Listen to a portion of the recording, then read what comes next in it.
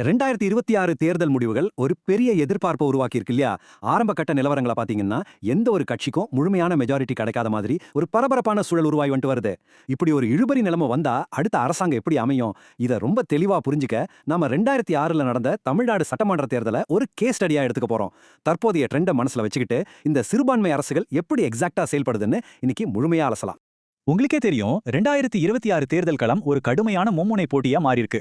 இப்போதைக்கு வர டேட்டாவை வச்சு பார்க்கும்போது முக்கிய கட்சிகள் எதுவுமே தனி பெரும்பான்மையை தொடலன்னு தான் சொல்லணும். சரி, யாருக்குமே ஆட்சி அமைக்க தேவையான நம்பர் கிடைக்கலன்னா அப்போ அரசியல் களத்துல என்ன நடக்கும்? இதுதான் இப்போ எல்லார் மைண்ட்லயும் ஓடிட்டு இருக்கிற பெரிய கேள்வி. தமிழ்நாட்டை பொறுத்த வரைக்கும் மொத்தம் 234 சட்டமன்ற தொகுதிகள் இருக்கு.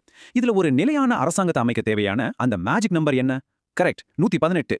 அதாவது ஒரு கட்சியோ அல்லது கூட்டணியோ 118 இடங்களை வென்றாகணும். ஓகே, இப்போ இந்த டேட்டாவை கொஞ்சம் உற்று கவனிங்க.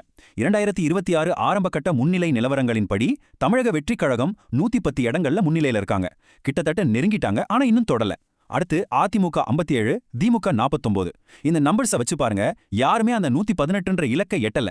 இது ரொம்பவே ஒரு ஃப்ராக்சர்டான, அதாவது பிளவுபட்ட ஒரு தீர்ப்பை நமக்கு காட்டுது.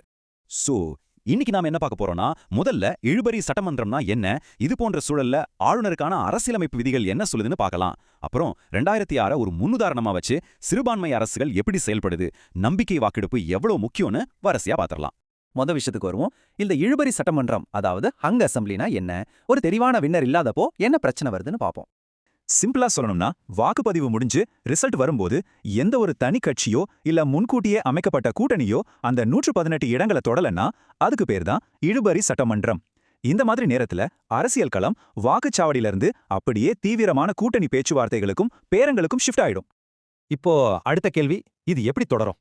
இந்த மாதிரி ஒரு சூழல்ல அரசாங்கத்தை அமைப்பதற்கான அடுத்த கட்ட நகர்வை எடுக்க வேண்டிய முழு பொறுப்பும் மாநில ஆளுநர்கள்ட்ட தான் வருது. இந்த ப்ராசஸ்க்கு 1988ல வந்த சர்க்காரியா கமிஷன் ஒரு சூப்பரான பிளேபுக் கொடுத்திருக்காங்க. ஆளுநர் யாரை ஃபர்ஸ்ட் கூப்பிடணும்னு ஒரு ஆர்டர் இருக்கு.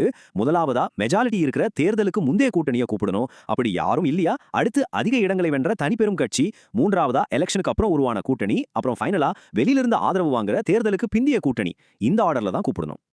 இங்க நீங்க நோட் பண்ண வேண்டிய ஒரு முக்கியமான பாயிண்ட் இருக்கு. ஆளுநருக்கு விருப்புரிமை அதிகாரம் இருந்தாலும் அவருடைய அல்டிமேட் டார்கெட் என்னன்னா ஒரு சாத்தியமான பெரும்பான்மையை உருவாக்குறது தான். அதாவது ஒரு ஸ்டேபிளான கவர்மெண்ட். இதுல ஆளுநரோட சொந்த விருப்பங்களோ அரசியல் சார்போ இருக்கக்கூடாது. முற்றிலும் நியூட்ரலான ஒரு அப்ரோச் தான் இங்க முக்கியம்.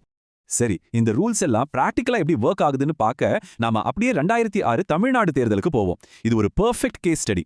2006 தேர்தல் முடிவுகளை பாருங்க. திமுக 96 இடங்களை ஜெயிச்சு தனிப்பெரும் கட்சியா வந்துட்டாங்க. ஆனா 118க்கு இன்னும் 22 இடங்கள் ஷார்டேஜ். 1952க்கு பிறகு தமிழ்நாடு பார்த்த முதல் இழுபறி சட்டமன்றம் இதுதான். ஒரு நிமிஷம் யோசிச்சு பாருங்க, மெஜாரிட்டி இல்லாம அவங்க எப்படி ஆட்சி அமைச்சாங்க?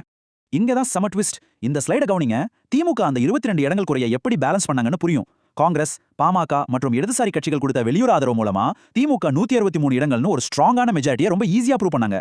இந்த மேஜிக்கை வச்சுதான் திரு மு. கருணாநிதி அவர்கள் 5வது முறையா முதலமைச்சரா பதவியேற்றார். இந்த 2006 எலெக்ஷன்ல இன்னொரு சர்ப்ரைஸ் ஃபேக்டர் இருக்கு. அதுதான் தேமுதிகவோட என்ட்ரி. நடிகர் விஜயகாந்த் அவர்களின் கட்சி ஒரே ஒரு இடத்துல தான் ஜெயிச்சாங்க. ஆனா அவங்க வாங்கின 8.38% ஓட்டு முக்கிய கட்சிகளோட வாக்கு வங்கிய பயங்கரமா பிரிச்சுது. சொல்ல போனா இந்த இழுபறி சட்டமன்றம் உருவானதுக்கு தேமுதிகோட வாக்குகளும் ஒரு நேரடி காரணம்.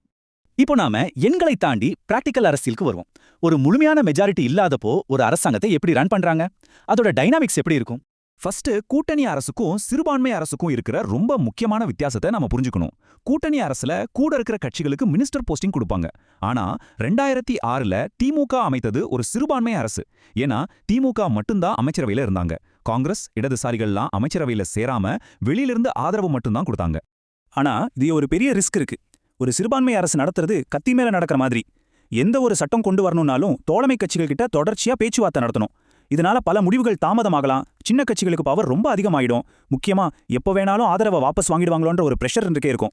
ஃபைனலா இந்த மாதிரி ஒரு அரசாங்கம் உண்மையிலேயே பவர்ல இருக்க தகுதியானது தானா நிரூபிக்க நம்ம அரசியலமைப்பு சட்டம் ஒரு வழியை வச்சிருக்கு. அதுதான் நம்பிக்கை வாக்கெடுப்பு.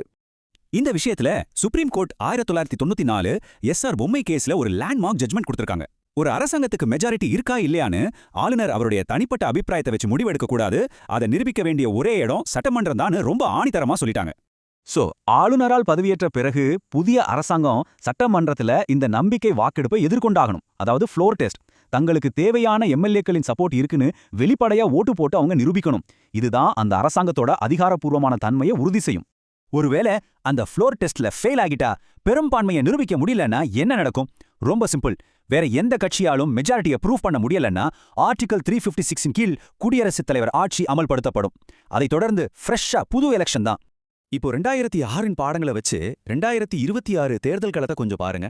இந்த மாதிரி இழுபறி சட்டமன்றங்களும் சிறுபான்மை அரசுகளும் கட்சிகளை ஒன்னா உட்கார வச்சு ஒரு ஆரோக்கியமான ஜனநாயக சமரசத்தை உருவாக்குதா, இல்ல எப்போ வேணாலும் கவிழ்ந்திடுமோன்ற ஒரு நிலையற்ற தன்மையை கொடுக்குதா? வரப்போற ரிசல்ட்ஸும் தலைவர்களோட அடுத்தடுத்த அரசியல் மூமெண்ட்டும் தான் இதுக்கு பதில் சொல்லும். இந்த அரசியல் சதுரங்க ஆட்டம் எப்படி முடிய போகுதுன்னு நம்ம பொறுத்திருந்து தான் பார்க்கணும். மீண்டும் ஒரு சுவாரஸ்யமான தலைப்போட சந்திக்கலாம்.